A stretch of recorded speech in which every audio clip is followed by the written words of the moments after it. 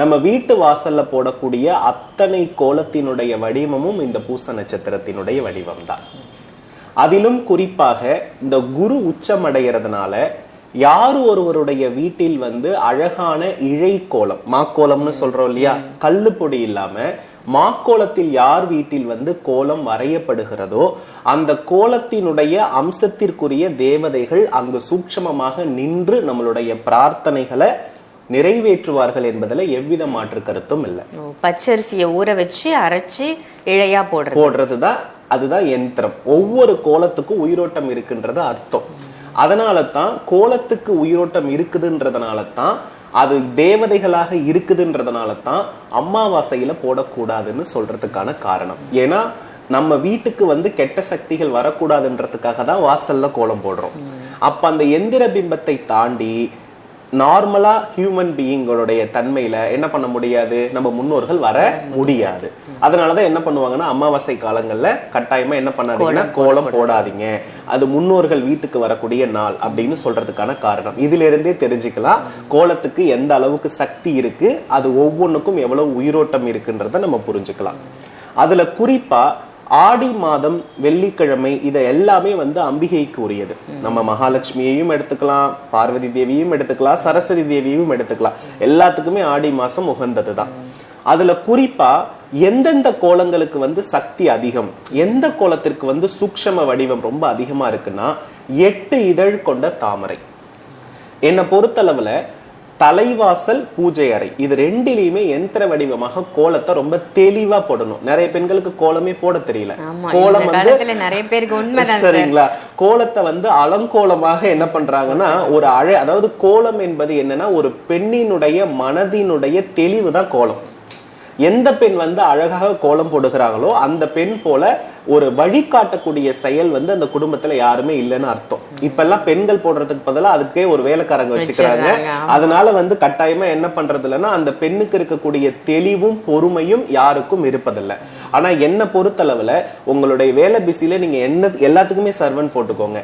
ஆனா இந்த கோலம் போடுற விஷயத்தை மட்டும் ஒரு வீட்டுல பெண் அந்த வீட்டு தலைவி செய்யும் பொழுதுதான் அந்த வீட்டுக்கு சக்தி அதிகம் அப்படின்னு சொல்றேன். ஏன்னா அந்த கோலம் என்பது ஒவ்வொருவருடைய மனதின் வெளிப்பாடு.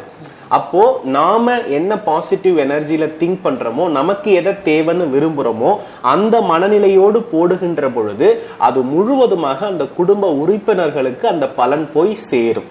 இது ஒரு மூன்றாவது நபர் போடும் பொழுது அந்த பலன் இருக்குமா என்றால் மூன்றாவது நபரையும்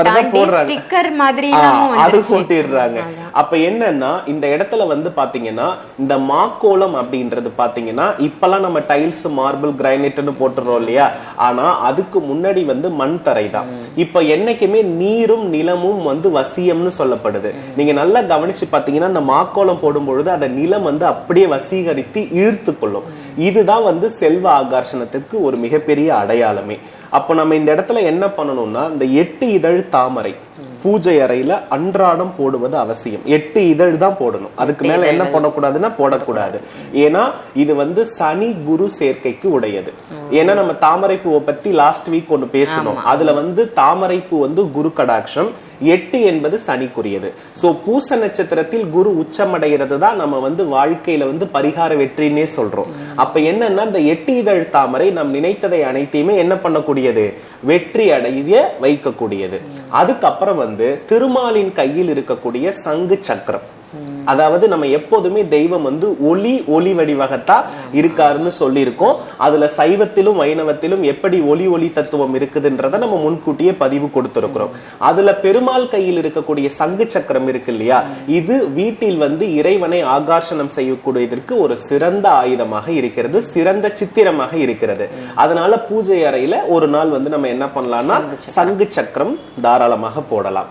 மூன்றாவது விஷயமாக நம்ம என்ன பார்த்தோம்னா முக்கோண வடிவில் இருக்கக்கூடிய ஐஸ்வர்ய கோலம்.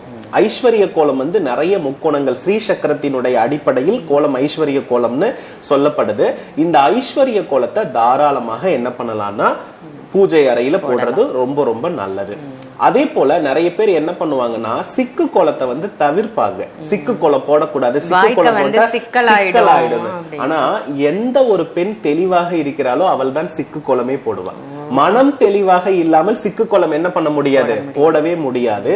சிக்கு கோலம் என்பது கேதுவுக்கு சிறந்த பரிகாரம். சிக்கு கோலம் தான் சிக்கல்களை நீக்குவது. இப்ப உண்டாக்குறது இல்ல, சிக்கலை நீக்கணும்னாலே நம்ம சிக்கு கோலம் போட்டே தீரணும்.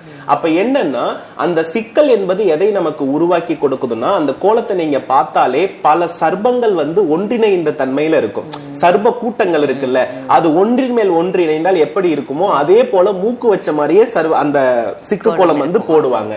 இதனுடைய அர்த்தம் என்னன்னா, அது வந்து ஆயில்யத்தினுடைய வடிவம். சிக்கு கோலமே ஆயில்ய நட்சத்திரத்தினுடைய வடிவம்.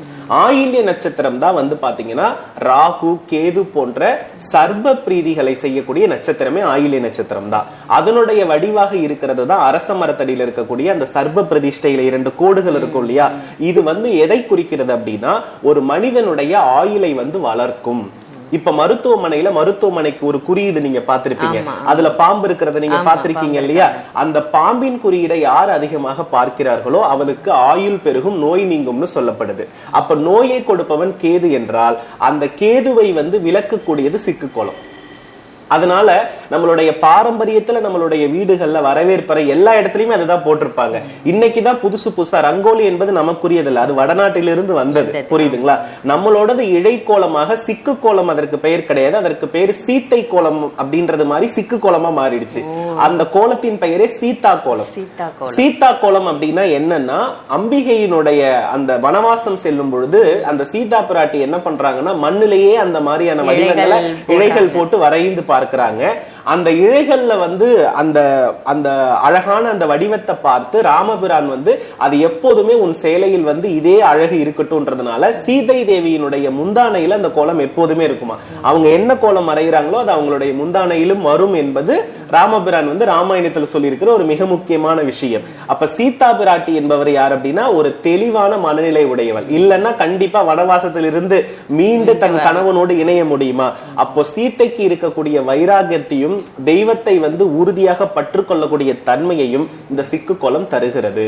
ஆகையினால ஒரு வீட்டு வாசல்ல தாராளமா இந்த சர்ப வடிவமாக இருக்கக்கூடிய சிக்கு கோலத்தை போடலாம். அது ஆயில்ய நட்சத்திரத்தின் வடிவானது.